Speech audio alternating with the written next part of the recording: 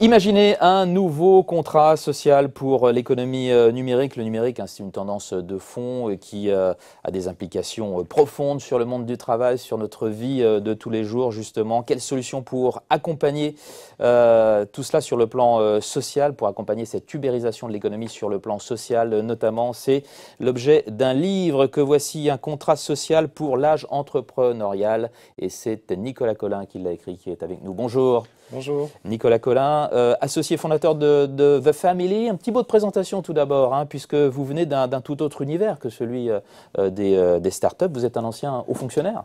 Oui. J'ai commencé ma carrière à l'Inspection générale des finances en 2006. J'ai travaillé là-bas 4 ans et puis ensuite, je me suis dit que la vraie action se passait plutôt dans l'économie numérique. J'ai commencé par créer une start-up à l'époque qui n'a pas marché comme beaucoup de startups, mais j'y ai appris. Il faut se planter avant de réussir. Exactement. Ouais. Et depuis, je me suis spécialisé un peu dans le travail avec les entrepreneurs, ce qu'on fait avec The Family, qui est une société d'investissement, mais aussi l'explication de ce qu'est l'économie numérique. Donc de formation des entrepreneurs du numérique, c'est ça?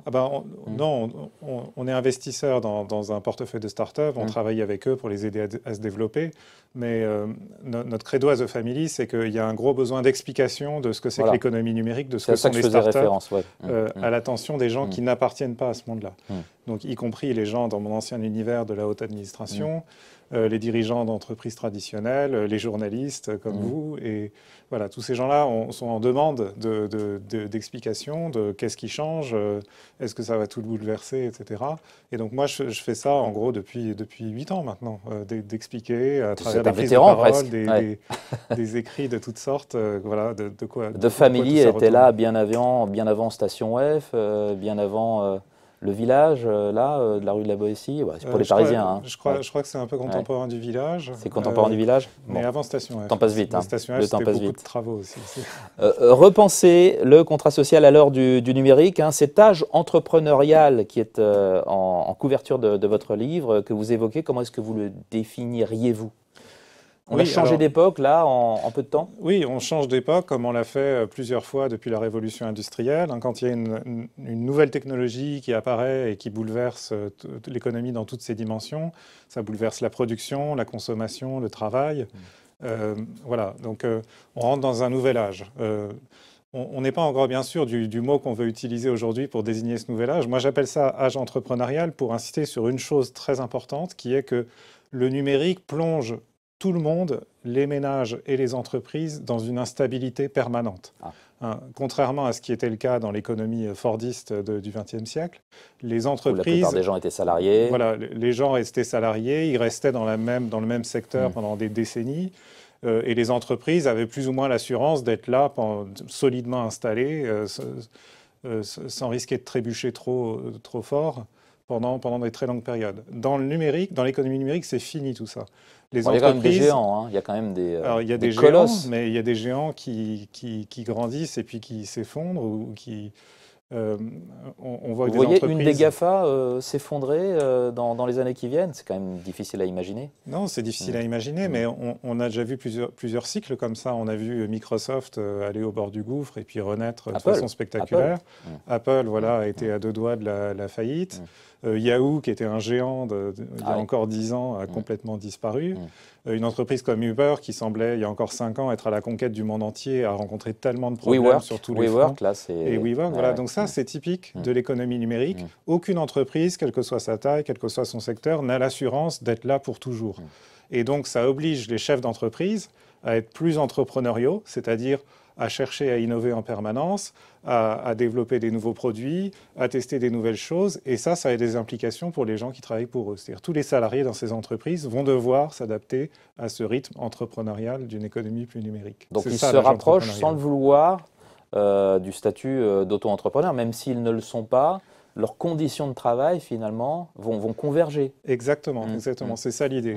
On ne va pas tous devenir auto-entrepreneurs, mais ceux d'entre nous, la majorité d'entre nous qui resteront des salariés, en fait, on aura une vie professionnelle et des conditions de travail qui ressembleront de plus en plus, notamment dans cette dimension d'instabilité, à la vie des auto-entrepreneurs, des indépendants.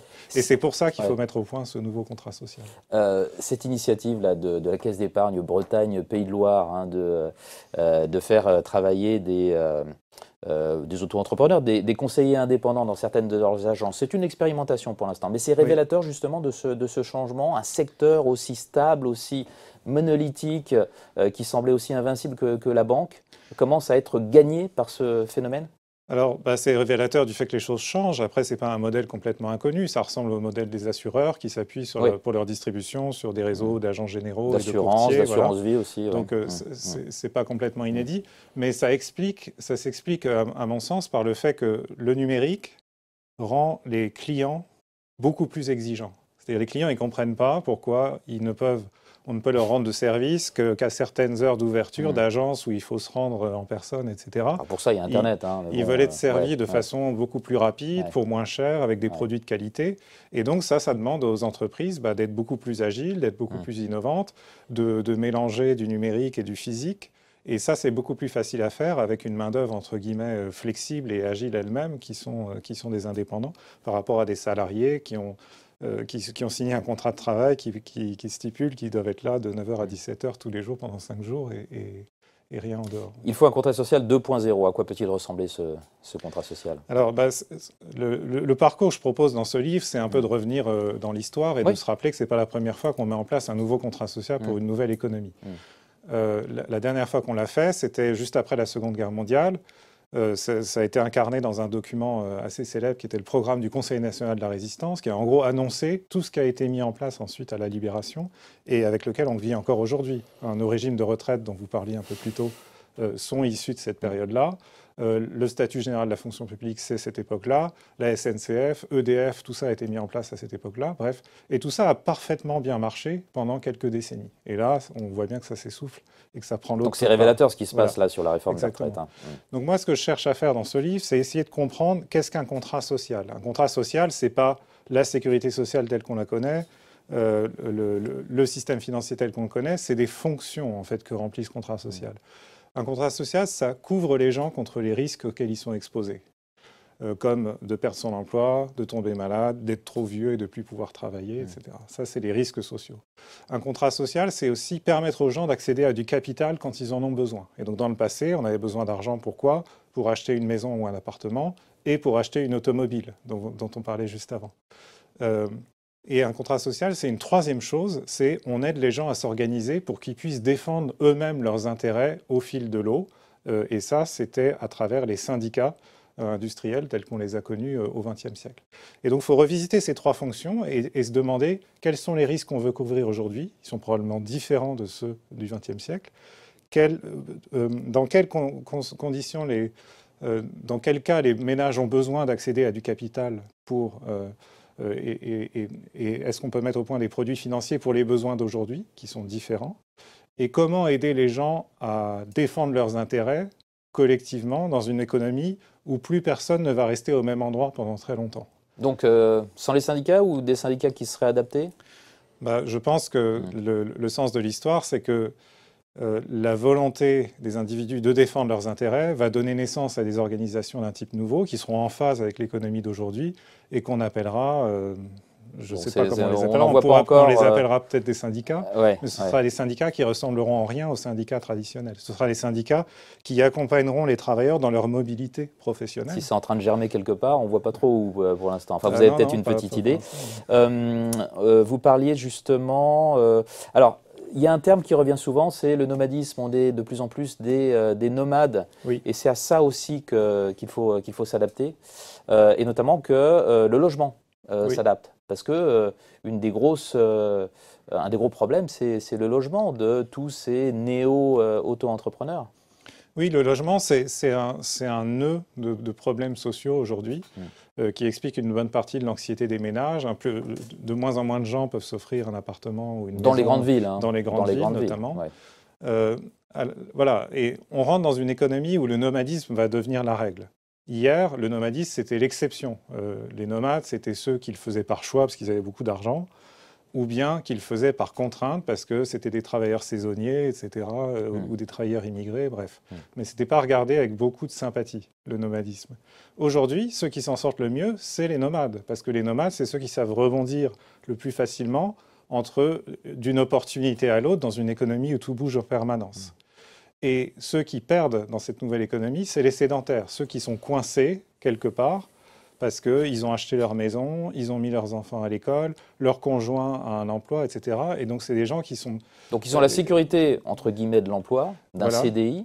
Voilà, et ils peuvent d'ailleurs louer facilement, hein, parce que pour louer un appartement, il faut un CDI, pour emprunter aussi plus facilement. Oui. Mais ils sont prisonniers de ça.